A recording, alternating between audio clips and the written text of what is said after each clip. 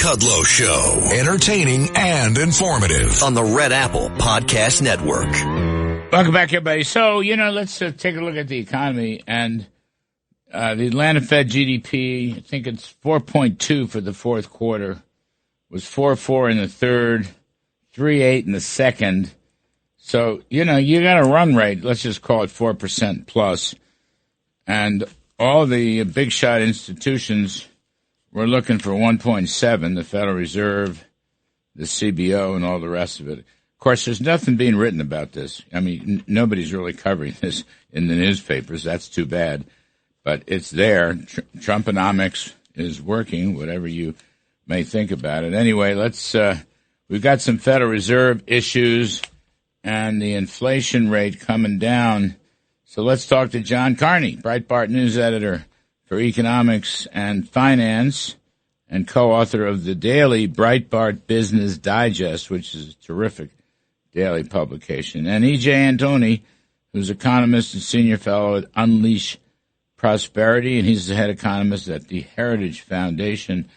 So, John Carney, I was reading all your stuff here on the Fed. You're really digging deep here. Who's going to be the chairman of the board, and who's going to be the head of the Federal Open Market Committee? And you're right. I think legally they're two different. They could be two different people, but they won't be. I mean, it's not. It's very unlikely. Yeah, it's very unlikely. And it's never happened before. It's always been the same. The reason I brought it up was really actually I was trying to give a warning to the Republicans in the Senate who are saying that they may try to stop Trump from being able to get Kevin Warsh confirmed. My point is that putting stress on the institution will start to show the cracks. And a lot of these cracks are things that I don't think the senators even know about. I don't think they know that Trump will get to appoint one of the sitting governors as the acting chair. I don't think they know that you could have a split between the board and the Federal Open Market Committee. And if they were more aware of this, they wouldn't they wouldn't stress test this. Just get Warsh confirmed. If you have other problems that's, with Donald Trump and you want to argue with him about that, that's fine. Get Warsh confirmed and let and yes, the committee will elect Warsh.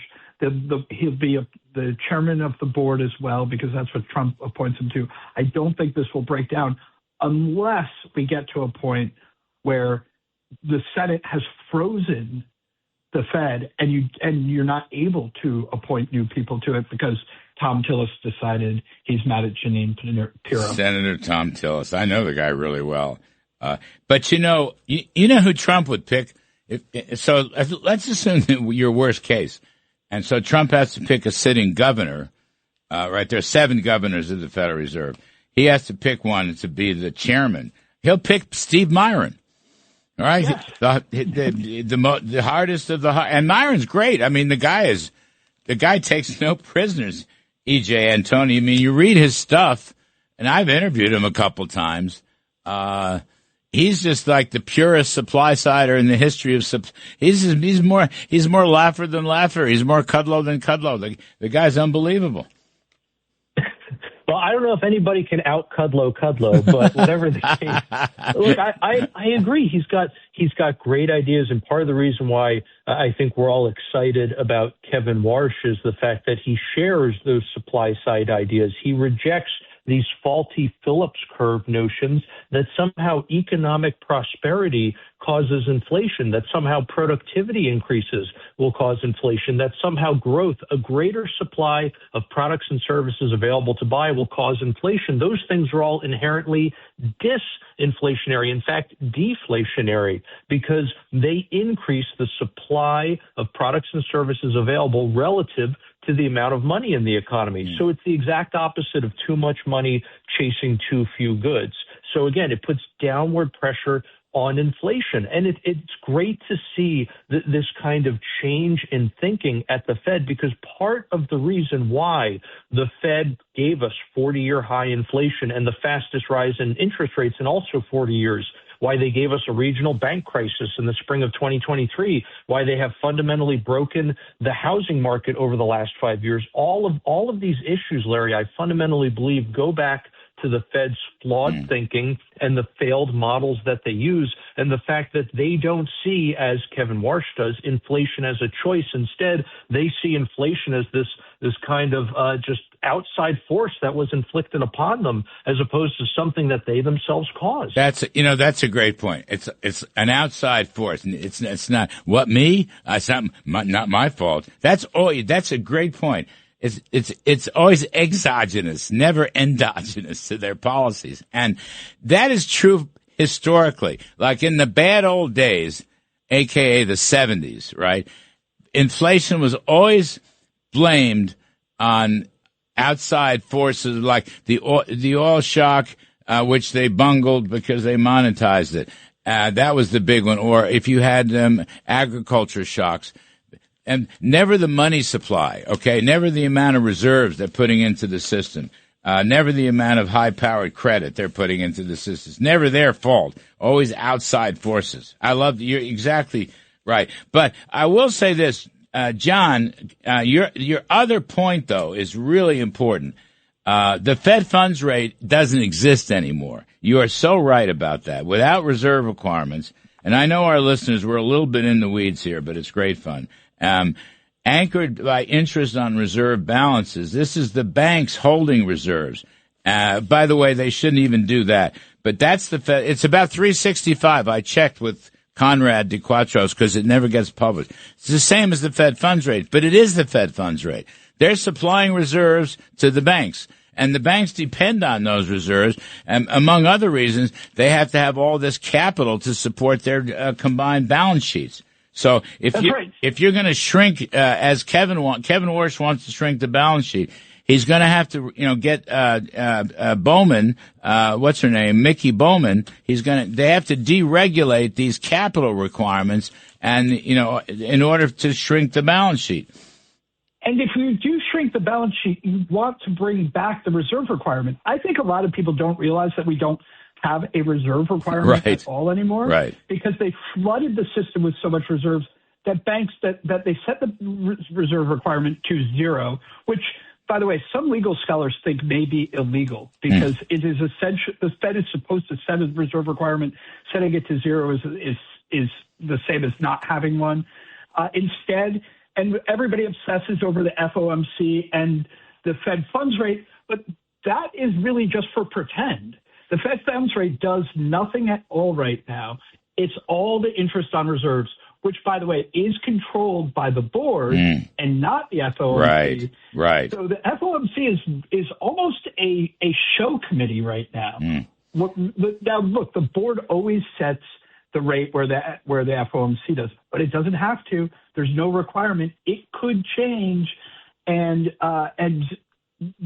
if there was ever a conflict between the board and the FOMC, as things are currently arranged, the board wins every time because they set the interest on reserve rate. So what is the leverage ratio that affects Treasury bonds? You guys know anything about that? They have to.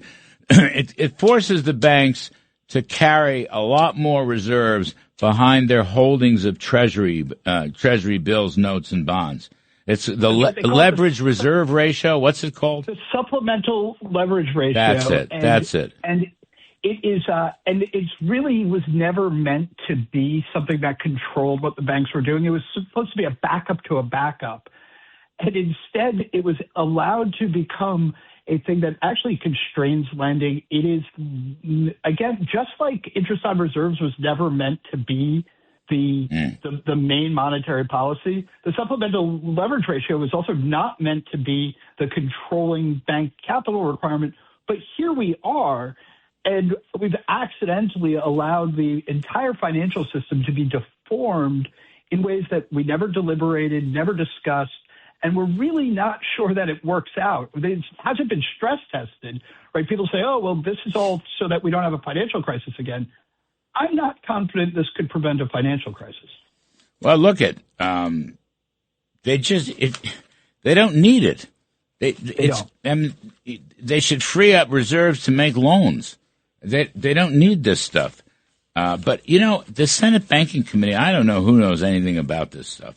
They should. EJ, just coming back, though, to the issue, to John Carney's issue about the, who the chairman's going to be.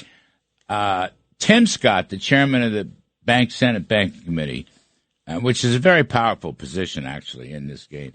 But Tim has said that there's a difference between being inept, which Jay Powell is surely inept, and a criminal.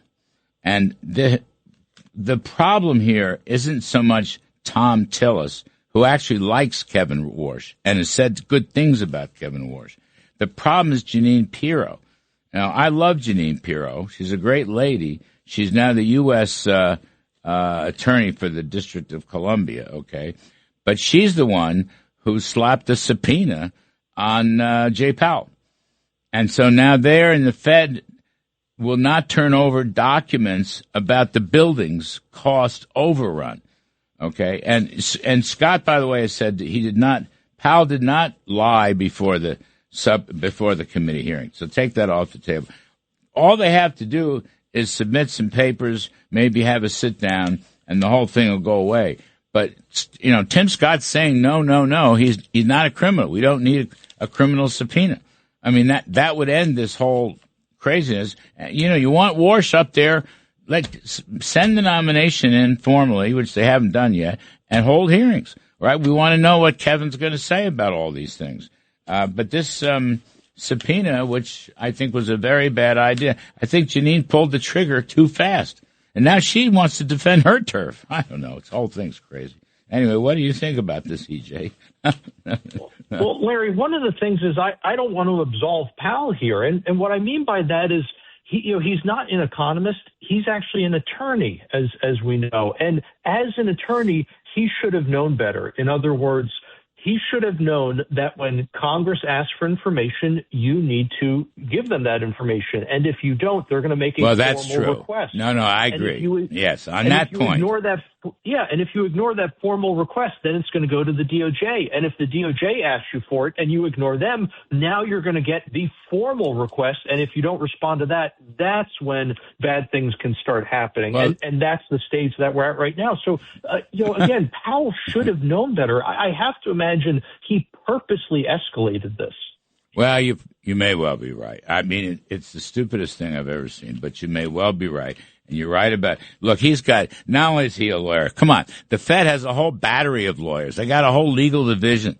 They have a general counsel, and underneath the general counsel, they got a whole bunch of lawyers.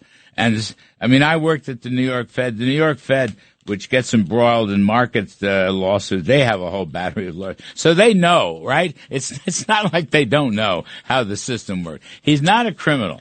But if they don't turn the papers over, oh my God, then John Carney is going to be the chairman of the Fed, because that's who Trump is going to pick. All right, let's take a break right here.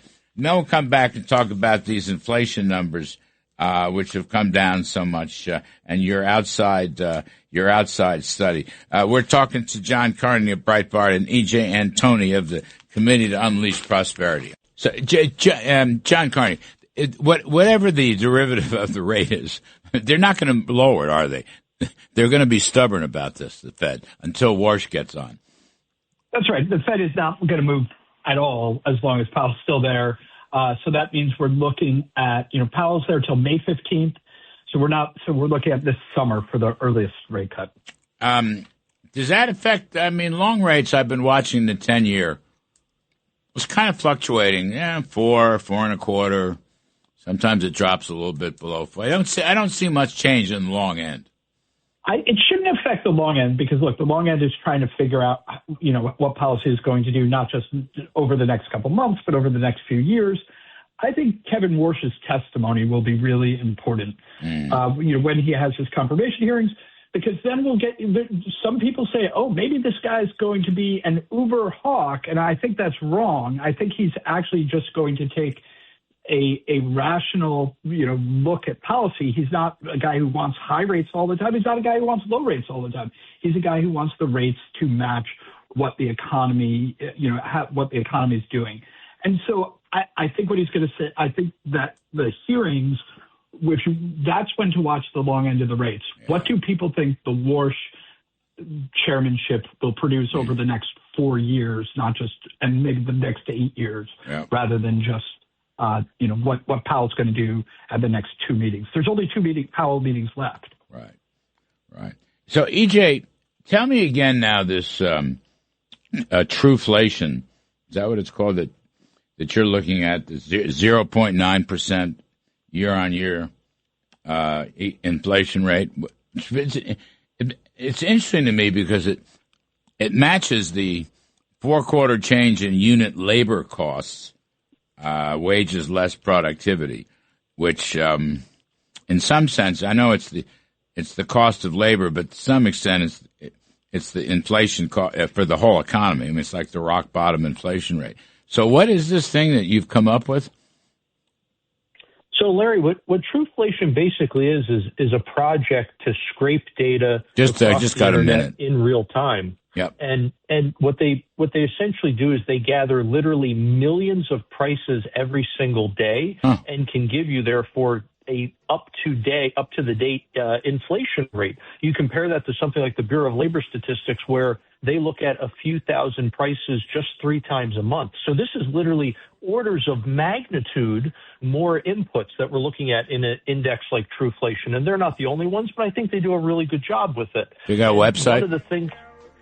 They got a website? I'm sorry? They have a website? Yes, you can find them at trueflation.com. And essentially, Larry, what you can see there is a very timely index that doesn't suffer from the lags that BLS does in things like home ownership costs and rents. All right, they're pulling the plug on us. John Carney, Breitbart, thank you very much.